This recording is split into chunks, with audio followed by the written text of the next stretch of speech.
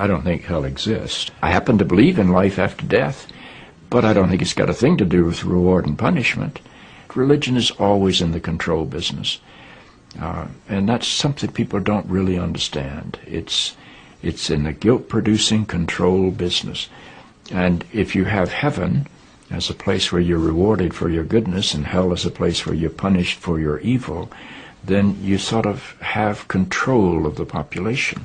And so they create this fiery place, which has quite literally scared the hell out of a lot of people throughout Christian history. Mm-hmm. And it's part of a control tactic. But wait a minute, you're saying that hell, the idea of a place under the earth or somewhere where you're tormented for an eternity, is actually an invention of the church? I think the church fired its furnaces hotter than anybody else. But I think there's a sense in most religious life of reward and punishment in some form. The church doesn't like for people to grow up, because you can't control grown-ups. That's why we talk about being born again. When you're born again, you're still a child. The people don't need to be born again. They need to grow up. They need to accept their responsibility for themselves and the world.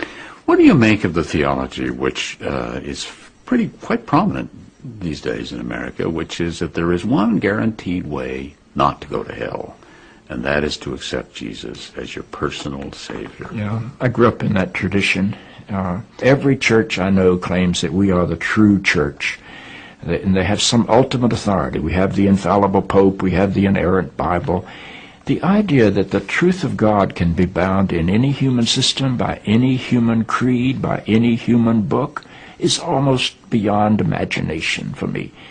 I mean, God is not a Christian. God is not a Jew or a Muslim or a Hindu or a Buddhist. All of those are human systems which human beings have created to try to help us walk into the mystery of God. I honor my tradition. I walk through my tradition. But I don't believe my tradition defines God. I think it only points me to God. You and I are emerging people, not fallen people. Our problem is not that we are born in sin. Our problem is we do not yet know how to achieve being fully human. The function of the Christ is not to rescue the sinners, but to empower you and to call you to be more deeply and fully human than you've ever realized there was the potential within you to be. Maybe salvation needs to be conveyed in terms of enhancing your humanity rather than rescuing you from it.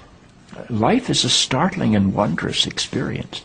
And eventually I think we're going to discover that God is unfolding through the life of our consciousness and our self-consciousness and is not a parent figure up in the sky. But I believe because I'm related to something that is not bound by time and space, that I will share in whatever God's eternity is.